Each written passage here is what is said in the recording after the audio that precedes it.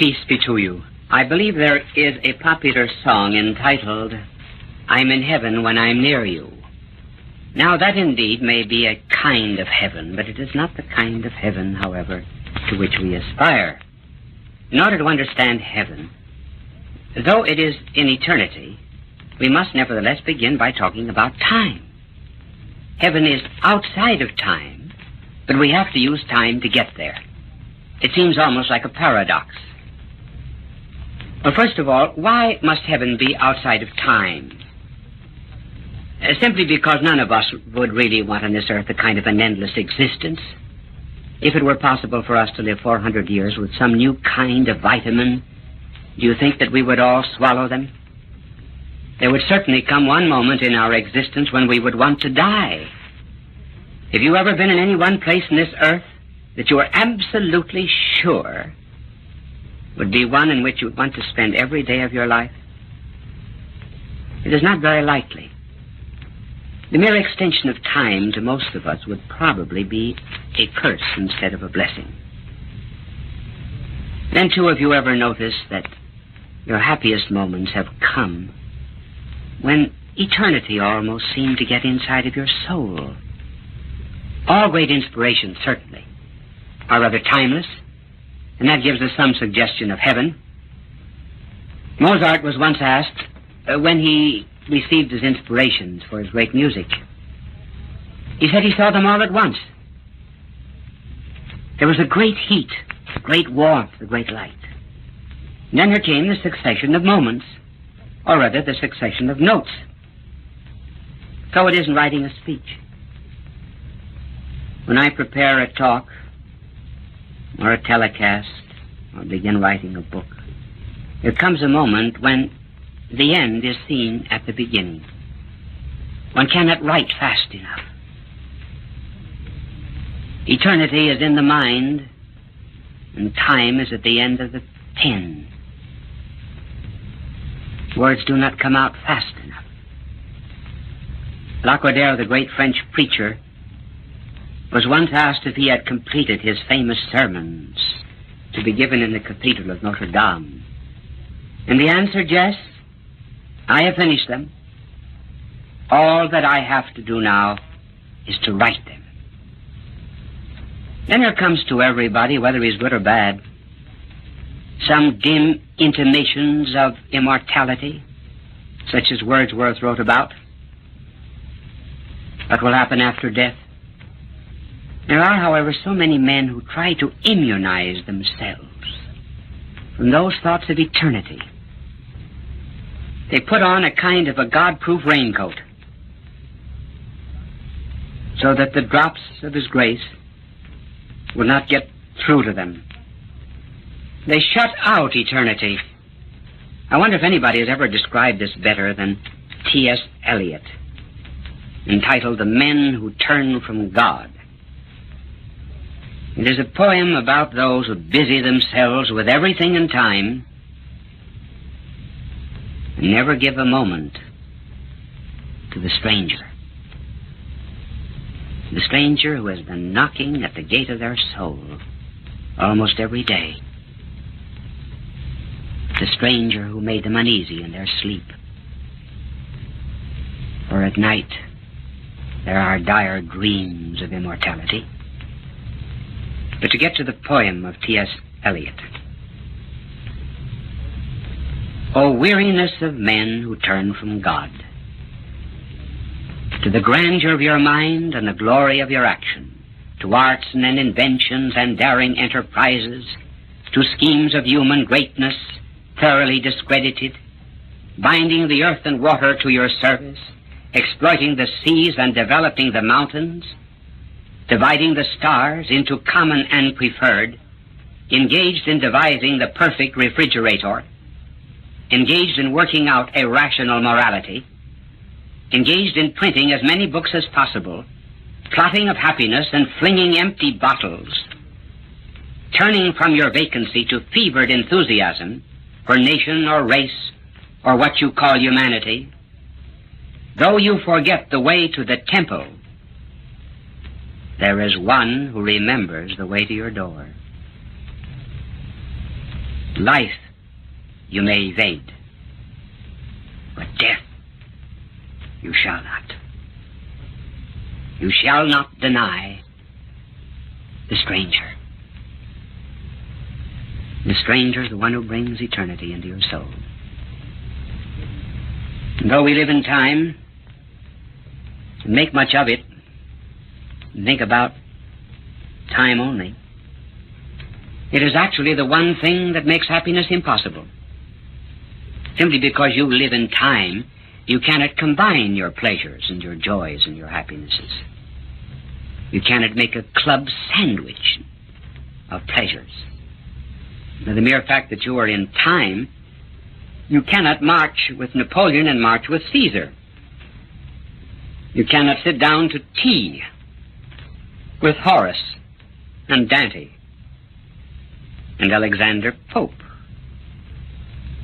Because you are in time, you cannot enjoy winter sports and the seashore simultaneously. Time demands that you take all of your pleasures successively. And time not only gives them to you, time also takes them away. And thus, if you examine your own psychological intuitions and experiences, you will discover that your happiest moments are those when you were never conscious of time at all. When you were in school, or perhaps in your office, you look at the clock.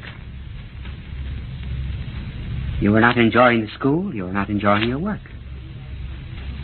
Maybe you are attending a concert, or enjoying a conversation with friends. Possibly you may be reading, and you say, time passed like anything. The less conscious you are of the passing of time, the more you enjoy yourself. There is a hint of what heaven must be. It must be outside of time, where you can possess all joys at one and the same full moment. Well, that's the condition of happiness. But though it is outside of time, you have to use time in order to get to heaven. Now, we too often think of heaven as being way out there. We draw all kinds of pictures about heaven. Most of them are quite unreal. And because we think of heaven, and even hell, as something that happens to us at the end of time, we keep on postponing it. As a matter of fact, heaven is not way out there. Heaven is in here. Hell is not way down there. Hell could be inside of a soul. There's no such thing as dying and then going to heaven, or dying and going to hell. You're in heaven already. You're in hell already. I've met people who were in hell. I'm sure you have. I remember once attending a man in a hospital. When I asked him to make his peace with God, he said, I suppose you're going to tell me I'm going to hell. No, I said, I'm not. Well, he said, I want to go to hell. I said, I have never met in my life a man who wanted to go to hell, so I think I will just sit here and watch you go. I did not intend, of course, to let the time pass without doing something, but I was absolutely sure that if he had a few minutes to himself, he might change his point of view. And so I sat alone with him for 20 minutes. I could see him going through a kind of a soul struggle. And then he said to me, you really believe there's a hell? And I said, do you feel unhappy on the inside? Are you fearful? Is there dread? Anxiety? Are all the evil things of your life coming up before you as a specter and as a ghost? Well, it was not long until he made his peace with God. And so I've seen people with heaven in them. If you ever want to see heaven in a child, look at that child the day of his first communion. If you want to see how much love is related to heaven, just look at a bride and groom at the altar on the day of the nuptial mass. Heaven is there. Heaven is there because love is there. I've seen heaven in a missionary nun. Yes, a missionary nun who was spending herself and being spent among the lepers. Sometimes you see a virtuous young person, and you see heaven there. The beauty of such a person is not put on the outside. It is a kind of an imprisoned loveliness that comes from within, as if it were breaking down the bars of flesh in order to find some outward utterance. So heaven is here, just as hell can be in the soul of some. Now, as a matter of fact, heaven is very close to us because heaven is related to a good life in somewhat the same way that an acorn is related to an oak. An acorn is bound to become an oak. He who does not have heaven in his heart now will never go to heaven. And he who has hell in his heart when he dies will go to hell. We must not think that heaven is related to a good life in somewhat the same way that a gold medal is related to study. Because a gold medal need not follow study. It is purely extrinsic to study. Whether heaven is related to a good and virtuous life in just exactly the same way that knowledge is related to study. One necessarily follows the other. And hell is not related to an evil life in the same way that spanking is related to an act of disobedience, because spanking need not follow an act of disobedience. As a matter of fact, it rarely follows with disobedience today. Perhaps there are some people who are listening to me who may have to ask their grandparents what spanking is. But I will tell you what it is.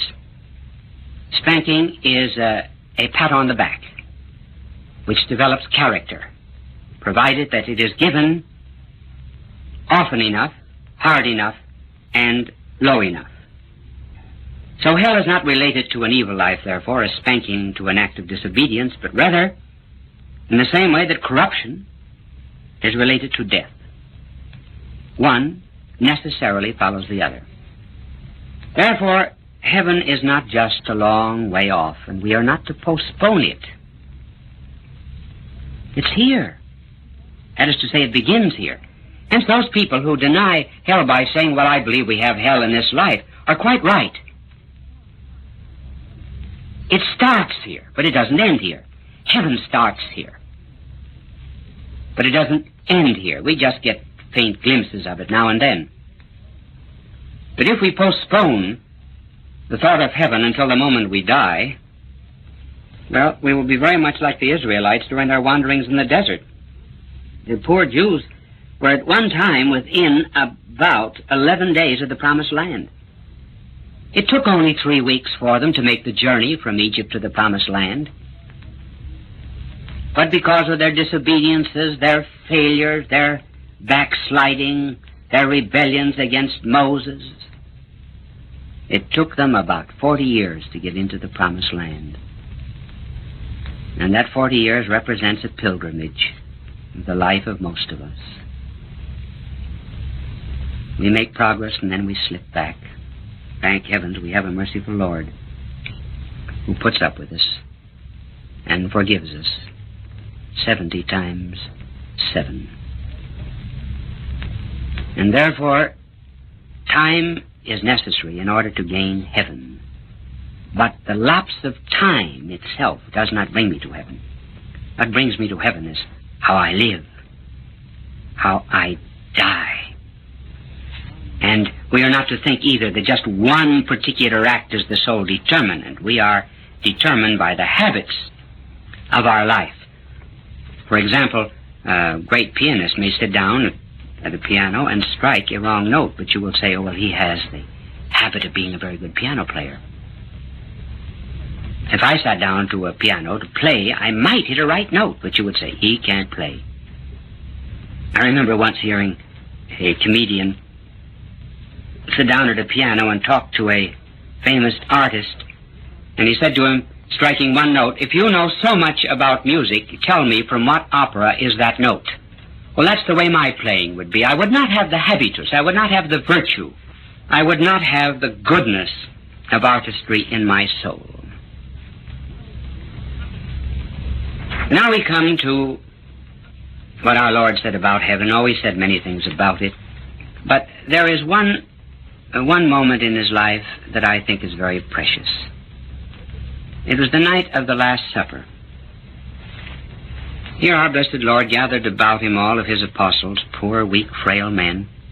He washed their feet, and he was facing death, the agony in the garden, and that terrible betraying kiss of Judas, and even the denial of Peter himself. One would think that all of his thoughts would be on himself. Certainly when we have trials, that's what we think about. Not our blessed Lord. He thought about them. He saw the sadness in their faces, and he said, "Be not troubled. Do not be sad. I go to prepare a place for you. In my Father's house, there are many mansions." How did he know about the Father's house? He came from there. That was his home. He was a kind of prodigal son that left the riches and happiness of the Father's house to come to this earth and to waste the substance of his life riotously on our salvation. Now, preparing to go back home, he tells them about the Father's house, and he said, "I go to prepare a place for you." God never does anything for us without exceeding preparation.